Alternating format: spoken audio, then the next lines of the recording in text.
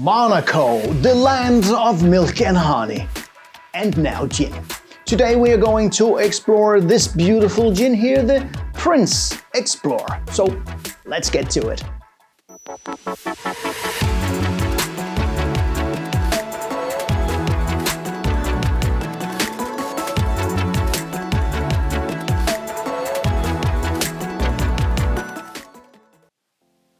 Hi guys, and welcome to High on Gin. A couple of weeks ago I visited Ginbutikken.dk as they have just opened a physical store here in Denmark. And the cool thing about the shop is not only that they have more than 300 different gins to choose from, the coolest thing is actually that they have every single bottle open at the store. And that means that you can taste every gin that you're looking for before you buy it. But let me just give you a little tip here. Have someone to drive you, because once you stand in front of this enormous wall, you can't stop exploring. I went there to look for something cool for the upcoming holidays, and the first thing that really caught my eye was this beauty here, the Explorer Gin from Monaco. So let's start with the story behind the Explorer Gin. And the first question that I asked myself about this gin here was, who's this guy on the back of the bottle here and here on the stopper here? And you know what? This is actually Prince Albert I of Monaco. This gin is made as a tribute to him, as he is one of the most renowned explorers of the seas.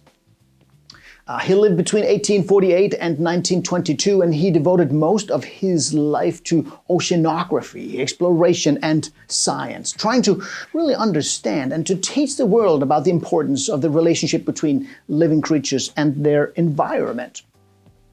And from a very, very early age, he showed a huge interest, particularly for the polar regions, and he himself did 4 scientific cruises to Svalbard.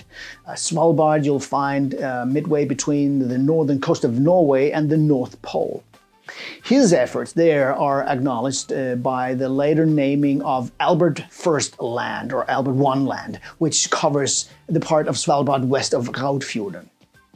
Besides his own explorations, he also supported numerous Arctic and Antarctic expeditions. And then he also founded the Institut Oceanographique, I think it's called, an ocean institute education organization based in Monaco. Today, the institute still manages not just 1 but 2 ocean museums, one in Monaco and one in Paris, and they lobby globally for the preservation of the ocean's ecology. So if you visit Monaco, you really should go check out his beautiful museum. And now you know what this gin is celebrating. You really get the many references that this bottle here has. As I said, the sketched captain on the bottle here and on the stopper here. As I said, this is Prince Albert I. The blue-green color of this beautiful bottle here really is a reference to Côte d'Azur, where the museum in Monaco is located. The wooden cap here is referring to the helm of the expedition yard. And then the people behind the gin has gone into a partnership with the Oceanography Museum, where a part of the revenue from the gin is donated to the cause. The gin itself is made with 6 botanicals from all over the world. They use crisp Italian juniper berries. They use coriander seed from Armenia that adds this citrus element to the gin, and that really helps give the gin a good foundation. They use mandarins from Morocco that builds on this citrus feel, but also have this sweeter touch. They use Szechuan pepper that, again, also adds to the citrus feel, but it also gives this warmth and depth to the gin. And then they use cardamom from India that adds this green, aromatic, spicy note to the gin. And lastly, they use pink peppercorns from Brazil that adds this more aromatic note to the gin. And when they distill this gin, when they have done that on this very old copper pot from, I think, the 19th century, they water the gin down to 42% ABV using the finest water from the Italian Alps. Well, what else? Wow. You know what? The cool thing about this gin is that when you smell and when you taste it, you know, it is just so well balanced. You know, when you use very powerful botanicals like cardamom and pink peppercorns, there's always this risk that they will take over completely. But that is actually not the case here. In this gin, it has this super fresh and extremely well-balanced citrus smells from, of course, the mandarins and all these other citrus elements. It's really hard to describe, but besides this very well-balanced smells of citrus and juniper, it also has this, well, more broad and well-founded character. You sense the mixture of earthy and spicy and fragrant botanicals, but you don't get them, you know, individually, but more like one harmonious smell. Very, very nice. Yeah. And then when you taste it, the juniper and the cardamom and the hint of pink peppercorns really comes out much more clearly now. But again, none of them are really dominating but complementing each other. And these flavors, they really keep hanging in your mouth for a very, very long time. Damn, this is a very, very good gin.